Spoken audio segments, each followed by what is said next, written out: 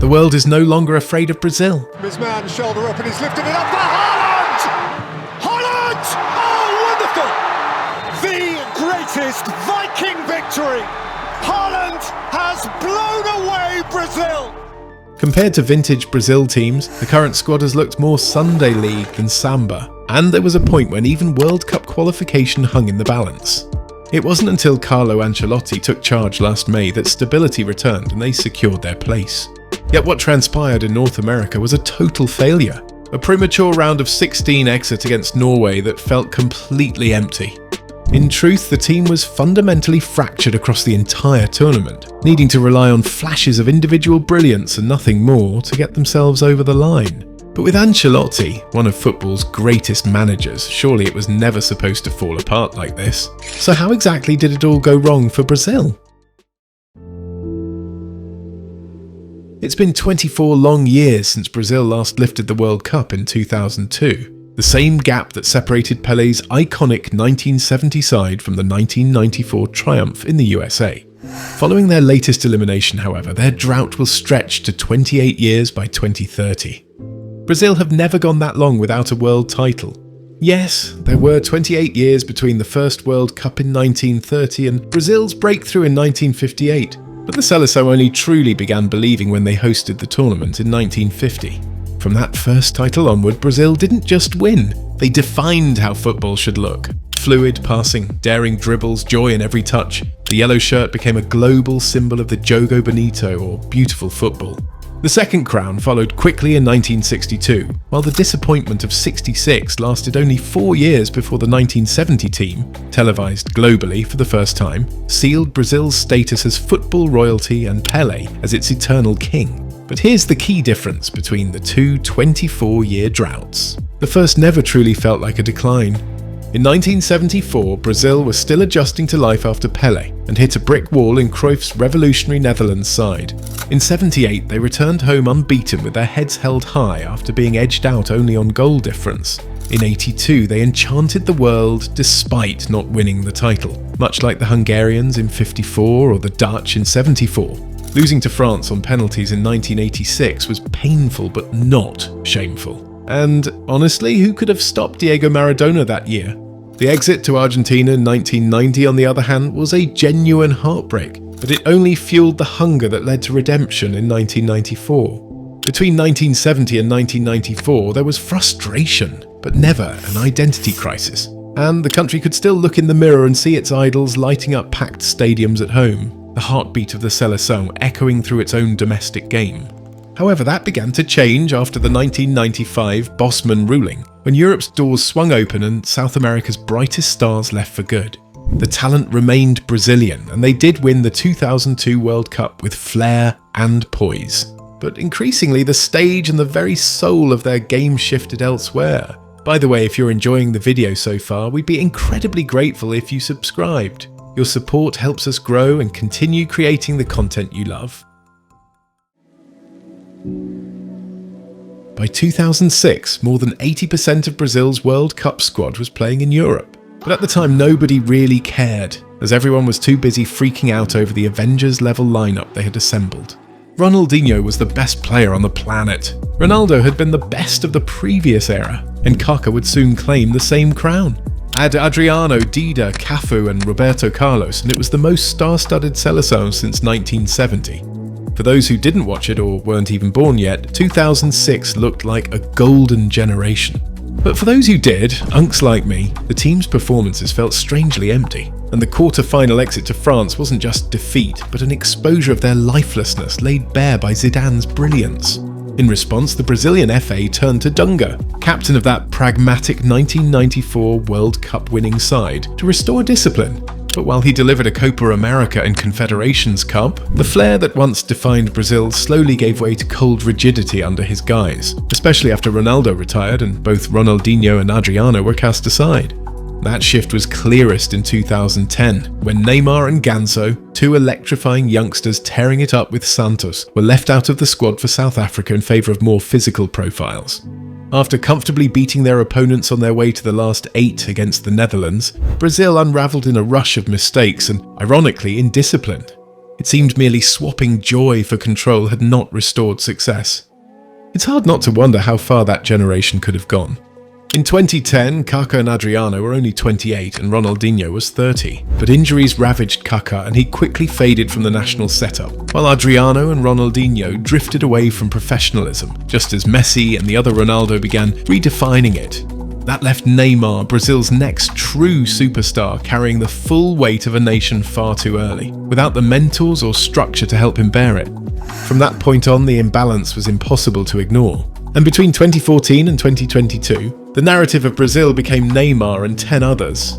The talent pool was still rich, but there was no equal presence beside him. And a nation once defined by a constellation of icons now revolved around a single star. The identity crisis finally hit full meltdown at home in 2014. The 7-1 against Germany in the semi-final wasn't just a defeat, it was national trauma, the kind that made the internet crash as even porn sites got overwhelmed by the highlights. Neymar's injury absence that night had subsequently created a myth that he was untouchable, indispensable. But in truth, his World Cup story has been shaped as much by absence as impact. Injured in the 2014 semi-final, not fully fit in 2018, and the decisive penalty that was never taken in 2022. Overall too, his career has mirrored that of Ronaldinho's more than Messi's. Flashes of genius interrupted by injuries and inconsistency. Since 1994, the quarter-final stage has thus become Brazil's ceiling, and the only time they climbed higher, it ended with PG-13 content. The current World Cup cycle has been fraught with managerial instability, as an interim spell under Fernando Diniz quickly gave way to a brief and underwhelming tenure for Dorival Jr.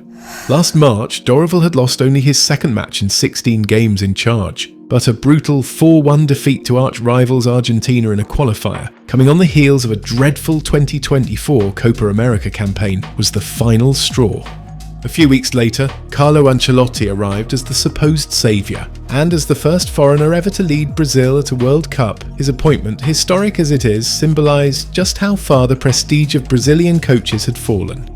In fact, roughly half of the managers in Brazil's top flight today are foreigners. So where have the Brazilian coaches gone? If Argentine or Uruguayan managers can coach top clubs in the Champions League, why has no Brazilian done so since Luis Felipe Scolari's spell at Chelsea well over a decade ago? In truth, Brazilian coaches have long been seen as tactically outdated. In that light, the current direction feels less radical and more inevitable.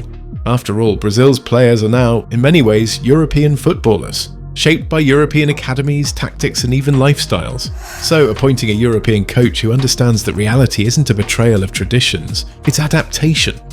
Ancelotti arrived fresh from trophy-laden spells at Real Madrid and with deep ties to Brazil's elite. And long before Madrid, he had already worked alongside Brazilian stars at AC Milan and most famously moulded Kaká into a Ballon d'Or winner in 2007. He even knows the current generation inside out. Casemiro, Vinicius Jr., Rodrigo, Eder Militão and even Richarlison, whom he coached at Everton and nearly brought to Madrid, how funny that would have been, are among more than 30 Brazilians to have played under him. Few managers truly understand both the tactical habits and the personalities of Brazil's core like Ancelotti. It's been widely documented that many of Brazil's issues stemmed from Ancelotti's squad selection, and a central issue was his loyalty to an ageing core of long-serving players, a stance shaped by what he viewed as a shortage of credible younger alternatives to these unks. The defensive unit told its own story. The average age of the defenders selected was 31, with former Juventus fullbacks Danilo and Alex Sandro, who both feel like relics of a bygone era, still entrusted with key roles. In midfield, 34-year-old Casemiro remained a cornerstone, while 32-year-old Fabinho, now plying his trade in Saudi Arabia of all places, was also handed significant minutes. Experience was prioritised, but mobility and freshness were in short supply. Then there was the headline-grabbing inclusion, Neymar. Neymar Jr. Santos. Simply put, the players love him. The players want him there. And if you're Carlo Ancelotti, yes, okay, maybe it was part politics, but if he didn't pick Neymar, there'd be riots in the streets of Rio. Brazil doesn't look like Brazil without Neymar. Ancelotti made the bold call to recall the 34-year-old despite his last international appearance coming in October 2023, with persistent fitness problems having kept him sidelined since. And before you know it, the superstar was yet again ruled out for 2 to 3 weeks on the eve of the tournament, missing Brazil's opening 2 group stage games and featuring for just 14 minutes off the bench against Scotland on matchday 3. Tellingly, Ancelotti did not call upon him at all in the dramatic last 32 victory over Japan, and while he was given slightly more time as a substitute with Brazil chasing the game against Norway, he once again struggled to make an impact. This only heightened the confusion around Ancelotti's baffling decision to omit João Pedro.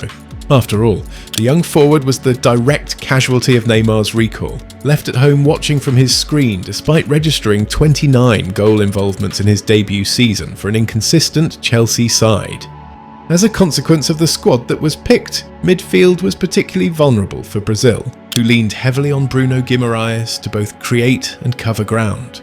In fact, just 4 central midfielders were initially included in Ancelotti's squad before Manchester United-bound Ederson was called up following an injury to right-back Wesley. And although Guimaraes did rise to the challenge, providing 4 assists, the lack of support around him was glaring, while the limited minutes handed to alternatives suggested Ancelotti had little faith in their capabilities. Much debate has already swirled around the first-half penalty miss that proved so costly against Norway. Ancelotti later explained that the decision was purely data-driven and that Vinny was actually way down the pecking order, like not even in the top 5. But in high-pressure moments such as these, instinct often trumps analytics, and you'd certainly want your biggest player, who was in form by the way, to assume responsibility. While Ancelotti deserves scrutiny for several of his decisions before and during the World Cup, there were undeniably mitigating factors. Injuries ravaged the squad both in the build-up and as the tournament unfolded, stripping away what little depth Brazil possessed. Yet somehow, this failure still feels monumentally rock bottom, not just a setback but a harsh reality check for Brazil as they face a long and difficult road back to the summit of world football. If you enjoyed this video, like and subscribe for more content like this. Also, don't forget to hit the notifications bell so you never miss a beat. And with that, we'll see you in the next video.